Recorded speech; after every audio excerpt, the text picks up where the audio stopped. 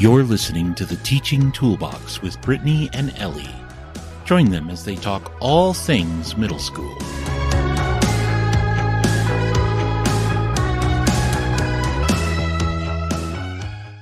When you hear the words multiplication facts, what is your first thought? If it's similar to many of the comments I've read in math teacher Facebook groups, it might be something like, oh my gosh, kids just don't know their facts. Or, my students can't find least common multiple because they don't know their multiplication facts. Or something along those lines. Welcome to the Teaching Toolbox podcast. I'm Ellie, one of your hosts, and I'm here with Brittany. Hello, everyone.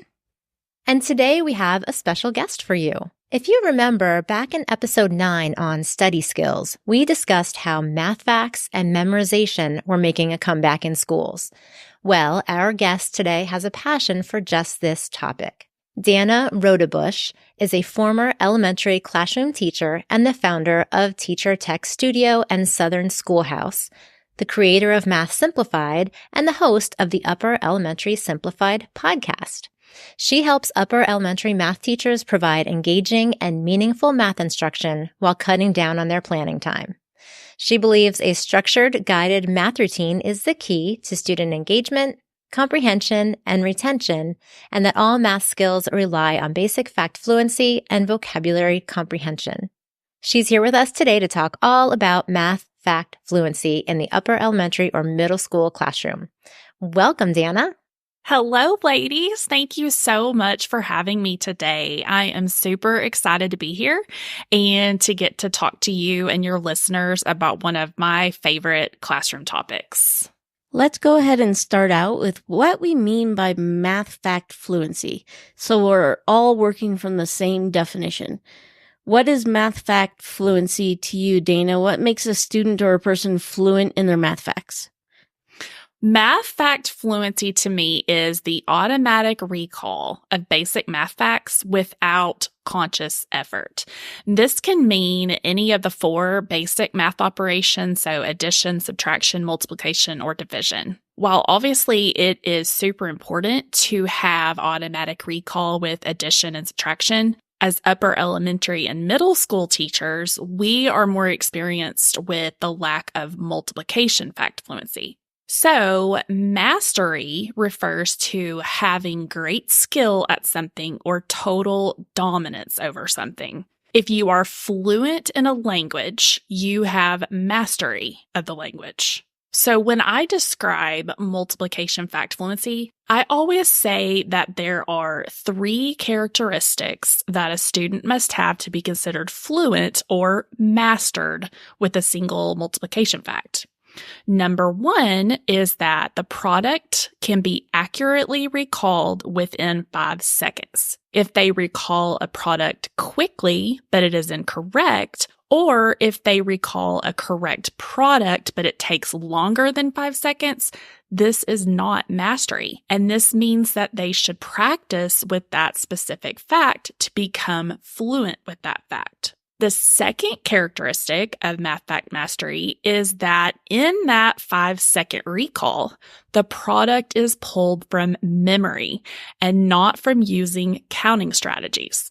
This includes skip counting and 9's tricks. And then the third characteristic of math fact mastery builds on the first 2 even further, in that every math fact 1 through 12 is recalled within 5 seconds from memory. This means that not only does the student recall from memory within 5 seconds that 7 times 9 equals 63, but also that 9 times 7 equals 63.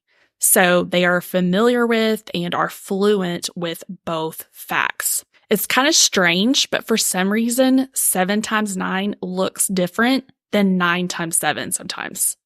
My daughter and I were just talking about fluency the other day in relation to sign language, but I think mastery is also when you can just think in those other languages. It becomes natural for you to just see numbers and to think about Spanish words and to see the signs in sign language. It's just an innate thing in your brain that you're just seeing it as you say it. So you just see 7 times 9 And 63 just pops right there. Absolutely. Yes. Yes. So why do you think math facts and fluency are so important?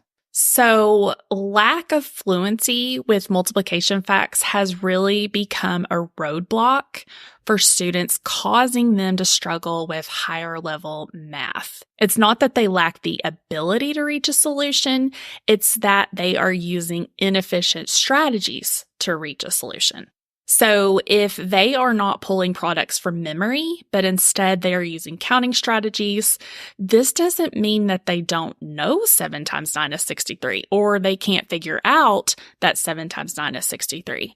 It just means that they need to practice and commit to memory 7 times 9 equals 63, so that they can automatically recall the fact when they need it for a higher level expression, like 287 times 39. So again, I have 3 reasons that I think multiplication fluency is important and really must be memorized to be considered mastered. And they are, number 1 is to relieve the frustration that is sure to build if they don't have the facts memorized.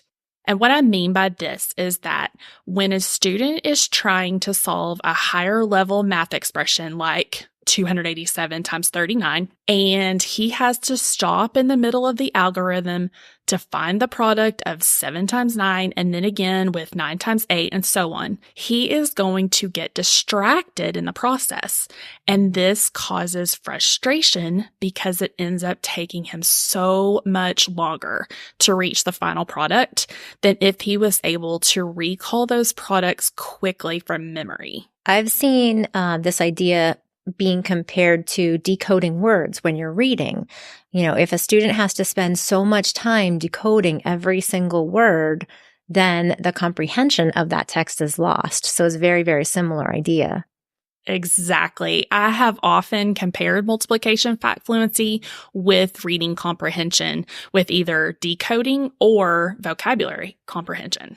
And you know, it's funny. Most teachers would not say, oh, it's okay if it takes them a long time to tell us what those sounds are, or if they can't read that very well.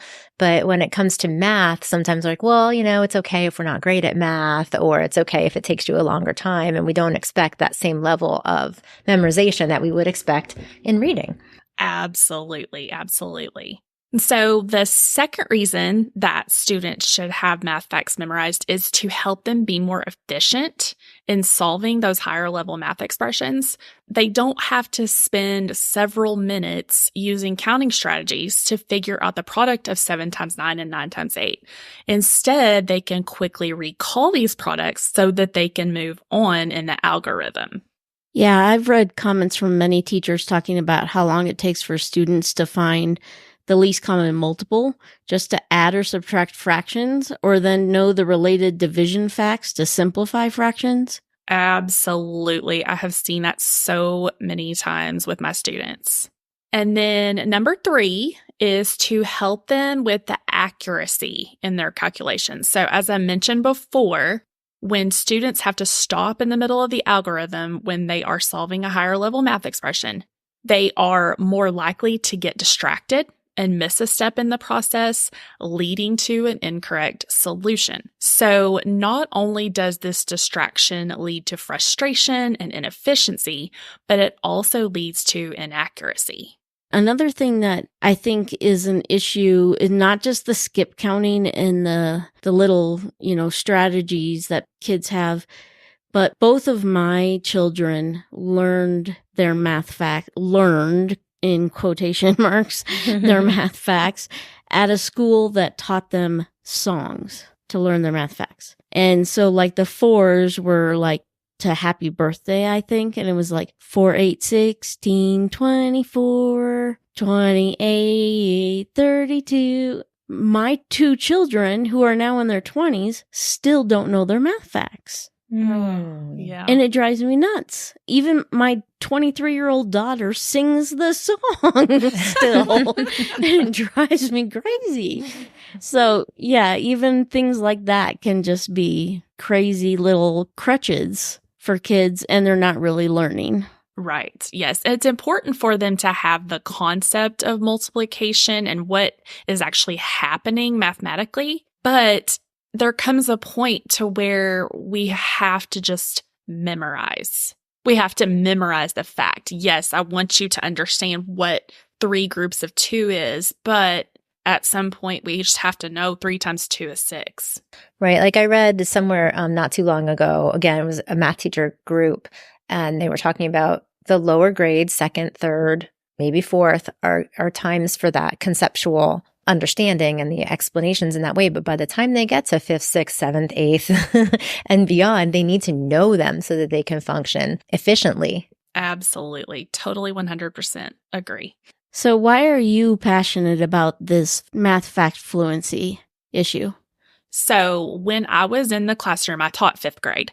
And from my very first year, I was absolutely shocked at how many students would come to me as 5th graders, not knowing their basic multiplication facts. When I was an elementary student several years ago, memorizing math facts was just a normal part of the learning process. And somewhere along the way, this crucial element of our education system just disappeared, among other things. So sadly, I would see those same kids struggle with the higher level math that I was trying to teach them. How can they be expected to solve 287 times 39 if they don't know 9 times 7 or 9 times 8 by memory? Sure, they can use counting strategies to find the product, but while they are using those strategies, they are also getting distracted by where they were at in the process of the algorithm. This leads to frustration, inaccuracy, inefficiency, which all leads to hating math. Yeah, and we don't want that. Exactly. So that is why I am now on a mission to encourage teachers to bring back that emphasis on multiplication fact fluency. I think a lot of teachers out there are starting to agree with you. So what can they do to help improve the fact fluency with their students? So number 1 is definitely to encourage memorization through repetition. It's a process that begins with explaining to your students the why behind memorization and builds excitement by letting them know how much easier and even more fun math is going to be when they have their multiplication facts memorized. They're no longer going to have to spend 10 minutes solving one problem, as I have seen so many times in the past. They're not going to get frustrated or intimidated by higher level math expressions, and they are going to be more accurate and efficient with their solutions. Now, there are some great computer practice programs available for teachers, but I want to encourage teachers not to fall into the belief that these programs are accurately assessing mastery and tracking mastery. They are really only good for practicing fluency. I explain a little bit more about this in my free workshop all about creating a system in your classroom to build multiplication fact fluency. In this workshop, I give you the tools you need to get a fluency building program up and running in your classroom. It's a 25-minute quick pre-recorded video workshop that you can get instant access to when you sign up. And you can find it at teachertechstudio.com/masterclass. I would love to invite your audience to come check it out so that they can help their students build a positive relationship with math. That sounds fantastic. We'll put the link to the masterclass in our show notes so everyone can check it out. Awesome. Thank you so much. I appreciate that. Well, I'm so glad we got the chance to have you here with us today, Danna. You've given us some great things to think about, and I'm sure there will be more awesome tips in the masterclass. Thank you both so much for having me. I have truly enjoyed speaking with you both and getting to share one of my passion topics with your audience. All right. So remember, head over and register for Danna's free masterclass at https://teachertechstudio.com/masterclass. We hope this episode gave you a few new ideas you can add to this aspect of your teaching toolbox. See you next time. Have a great day. You just listened to the Teaching Toolbox. Follow them on your favorite platform for more episodes and share it with a friend.